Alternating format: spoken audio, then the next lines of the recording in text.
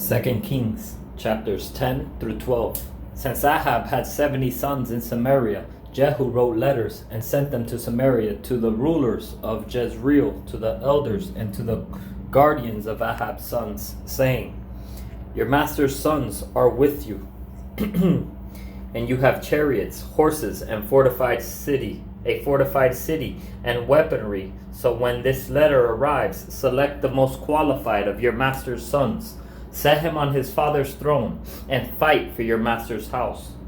However, they were terrified and reasoned, Look, 2 kings couldn't stand against him. How can we? So the overseer of the palace, the overseer of the city, the elders and the guardians sent a message to Jehu. We are your servants, and we will do whatever you tell us. We will not make anyone king. Do whatever you think is right. Then Jehu wrote them a second letter, saying, If you are on my side, and if you will obey me, bring me the heads of your master's sons at this time tomorrow at Jezreel. All 70 of the king's sons were being cared for by the city's prominent men. When the letter came to them, they took the king's sons and slaughtered all 70, put their heads in baskets, and sent them to Jehu at Jezreel. When the messenger came and told him, They have brought the heads of the king's sons, the king said, Pile them in 2 heaps at the entrance of the city gate until morning. The next morning, when he went out and stood at the gate, he said to all the people, You are innocent. It was I who conspired against my master and killed him, but who struck down all these?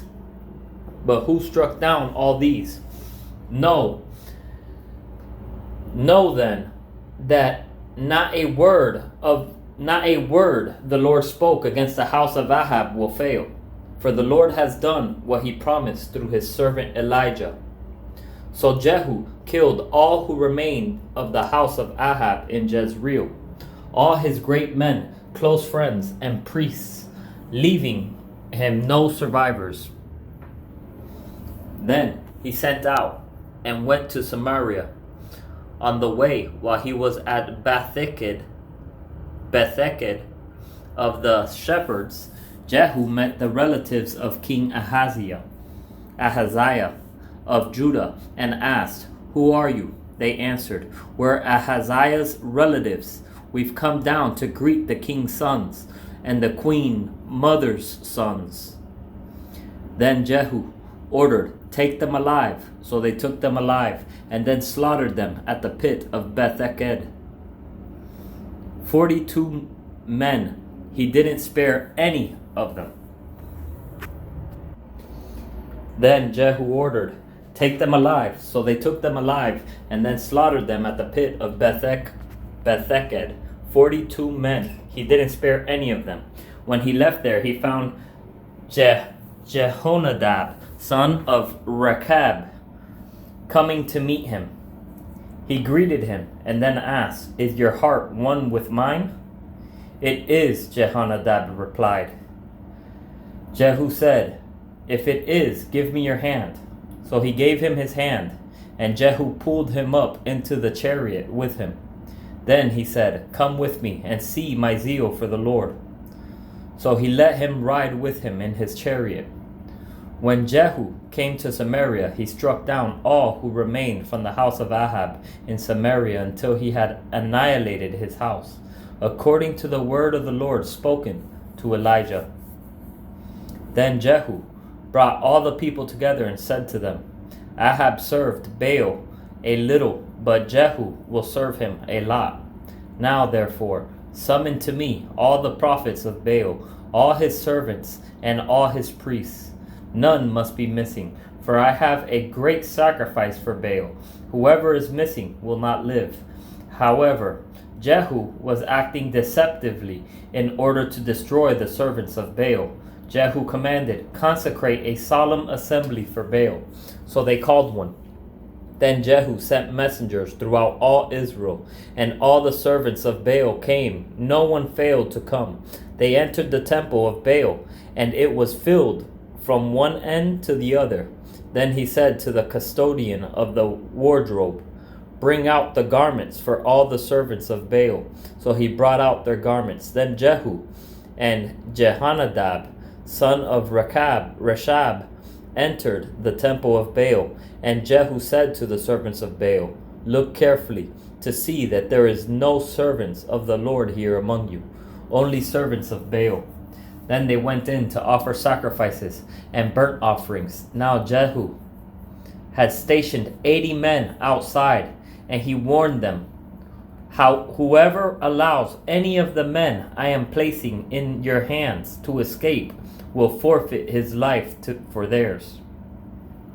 When he finished offering the burnt offering, Jehu said to the guards and officers, "Go in and kill them. Don't let anyone out." So they struck them down with the sword. Then the guards and officers threw the bodies out and went into the inner room of the temple of Baal. I think that's a pretty hard test right there, seeing how he said anybody who doesn't come was going to die. It's almost like in the end days when the Antichrist is going to tell people to take the mark of the beast. A lot of people think it's just going to be easy to just be like, "Nah, I just won't take it. I'll get my head chopped off," and stuff like that. Instead of actually realizing, like, you're not going to be able to buy food, you're not going to be able to sell, you're not going to be able to work, you're not going to be able to walk around. There's going to be people hunting for you, you know what I mean? And it's the same type of test, and it's going to be the same result. Even in all those things, do you love the Lord so much that you will not renounce his name, that you will stand firm for him, regardless what happens to this flesh? Because you cannot live for looking out for this flesh and live for looking for what's best for the Lord at the same time. It doesn't matter what happens to my flesh. It doesn't matter what this world brings. Like the Bible says, to live is Christ and to die is gain. Because you go get to be in his presence. Do not live for your flesh or to satisfy the desires of your flesh, whatever that may be, no matter how reasonable it may be. When it comes above the Lord, it is an idol. So do not do that. Keep the Lord first, regardless what he brings. Even if it's a cup of suffering, accept that cup and take it for what it is, and keep your eyes fixed on him, regardless, that he may shine through you throughout that whole situation, so that people get to see him through you. When he finished offering the burnt offering, Jehu said to the guards and officers, "Go in and kill them. Don't let anyone out." So they struck them down with the sword. Then the guards and officers threw the bodies out and went into the inner room of the temple of Baal. They brought out the pillar of the temple of Baal and burned it. And they tore down the pillar of Baal. Then they tore down the temple of Baal and made it a latrine, which it still is today. Jehu eliminated Baal worship from Israel, but he did not turn away from the sins that Jeroboam, son of Nebat, had caused Israel to commit, worshiping the gold calves that were in Bethel and Dan. What is the point of leaving one sin but still holding on to another? The Lord doesn't ask you for that. That's why you must die to yourself to live for the Lord. Because if not, you're just trading one sin for another, one that you determine as worse, when all sin is what put Jesus Christ on that cross and was what separates you from God and from being able to stand in his presence. But he did not turn away from the sins that Jeroboam, son of Nebat, had caused Israel to commit, worshipping the gold calves that were in Bethel and Dan. Nevertheless, the Lord said to Jehu, "Because you have done well in carrying out what is right in my sight, and have done to the house of Ahab all that was in my heart, 4 generations of your sons will sit on the throne of Israel." Yet Jehu was not careful to follow the instructions of the Lord, God of Israel, with all his heart. He did not turn from the sins that Jeroboam had caused Israel to commit. In those days the Lord began to reduce the size of Israel. Hazael defeated the Israelites throughout their territory, from the Jordan eastward, the whole land of Gilead, the Gadites, the Reubenites, and the Manassites, from Aroer, which is by the Arnon Valley, through Gilead to Bashan. The rest of the events of Jehu's reign, along with all his accomplishments and all his might, are written in the historical record of Israel's kings. Jehu rested with his ancestors and was buried in Samaria. His son Jehoahaz became king in his place. The length of Jehu's reign over Israel and Samaria was 28 years. Chapter 11. When Athaliah, Ahaziah's mother, saw that her son was dead, she proceeded to annihilate all the royal heirs. Jehoshaphat, who was King Jehoram's daughter and Ahaziah's sister, secretly rescued Joash, son of Ahaziah, from among the king's sons who were being killed, and put him and the one who nursed him in a bedroom. So he was hidden from Athaliah and was not killed. Joash was in hiding with her in the Lord's temple 6 years while Athaliah reigned over the land. In the 7th year, Jehoiada went for the commanders of hundreds, the Kerites, and the guards. He had them come to him in the Lord's temple, where he made a covenant with them and put them under oath. He showed them the king's son and commanded them, "This is what you are to do. A third of you who come on duty on the Sabbath are to provide protection for the king's palace. A third are to be at the foundation gate, and a third at the gate behind the guards. You are to take turns providing protection for the palace. Your 2 divisions that go off duty on the Sabbath are to provide the king protection at the Lord's temple. Completely surround the king with weapons in hand. Anyone who approaches the ranks is to be put to death. Be with the king in all his daily tasks." So the commanders of hundreds did everything the priest Jehoiada commanded. They each brought their men, those coming on duty on the Sabbath and those going off duty, and came to the priest Jehoiada. The priest gave the commanders of hundreds King David's spears and shields that were in the Lord's temple. Then the guards stood with their weapons in hand, surrounding the king from the right side of the temple to the left side, by the altar and by the temple. Jehoiada brought out the king's son, put the crown on him, gave him the testimony, and made him king. They anointed him and clapped their hands and cried, "Long live the king!"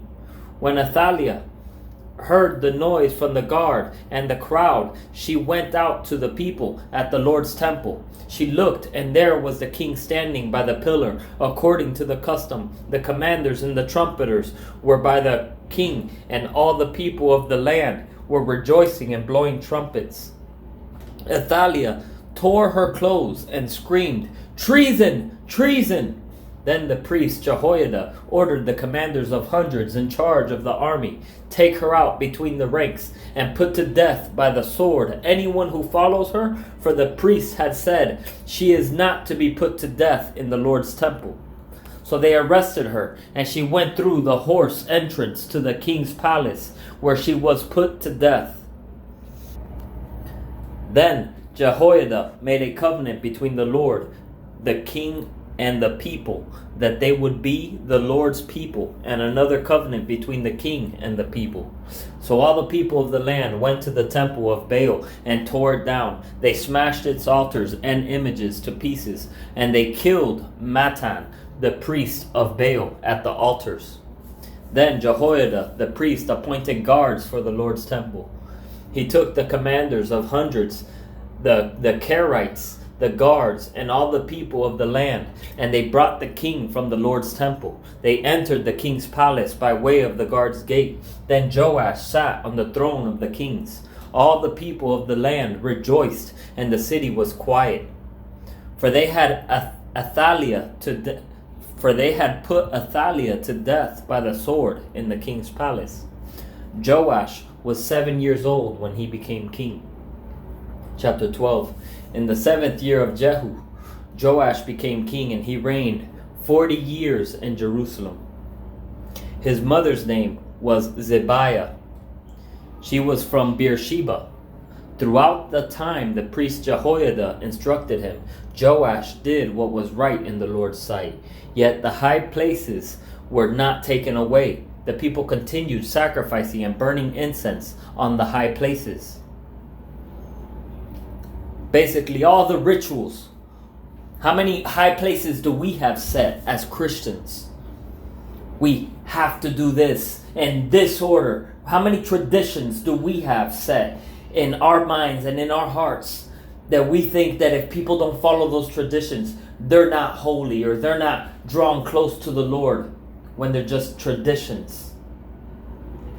Then Joash said to the priests, all the dedicated silver brought to the Lord's temple, census silver, silver from vows, and all silver voluntarily given for the Lord's temple, each priest to take it from his assessor and repair whatever damage is found in the temple. But by the 23rd year of the reign of King Joash, the priests had not repaired the damage to the temple. So King Joash called the priest Jehoiada and the other priests and asked, why haven't you repaired the temple's damage? Since you haven't, don't take any silver from your assessors. Instead, hand it over for the repair of the temple. So the priests agreed that they would receive no silver from the people and would not be the ones to repair the temple's damage. Then the priest Jehoiada took a chest, bored a hole in its lid, and set it beside the altar on the right side as one enters the Lord's temple. The priests who guarded the threshold put into the chest all the silver that was brought to the Lord's temple. Whenever they saw there was a large amount of silver in the chest, the king's secretary and the high priest would go, bag up, and tally the silver found in the Lord's temple. Then they would give the weighed silver to those doing the work, those who oversaw the Lord's temple. They in turn would pay it out to those working on the Lord's temple, the carpenters, the builders, the masons, and the stone cutters, and would use it to buy timber and quarried stone to repair the damage to the Lord's temple and for all expenses, for example, for temple repairs. However, no silver bowls, wick trimmers, sprinkling basins, trumpets, or any articles of gold or silver were made for the Lord's temple from the contributions brought to the Lord's temple. Instead, it was given to those doing the work, and they repaired the Lord's temple with it. No accounting was required from the men who received the silver to pay those doing the work, since they worked with integrity. The silver from the guilt offering and the sin offering was not brought to the Lord's temple, since it belonged to the priests. At that time, King Hazael of Aram marched up and fought against Gath and captured it. Then he planned to attack Jerusalem. So King Joash of Judah took all the items consecrated by himself and by his ancestors, Judah's kings Jehoshaphat, Jehoram, and Ahaziah, as well as all the gold found in the treasuries of the Lord's temple and in the king's palace, and he sent them to King Hazael of Aram. Then Hazael withdrew from Jerusalem. The rest of the events of Joash's reign, along with all his accomplishments, are written in the historical record of Judah's kings. Joash's servants conspired against him and attacked him at Beth Millo, on the road that goes down to Sila. It was his servants, Jozabad, son of Shimeath, and Jehozabad, son of Shomer, who attacked him. He died, and they buried him with his ancestors in the city of David, and his son Amaziah became king in his place.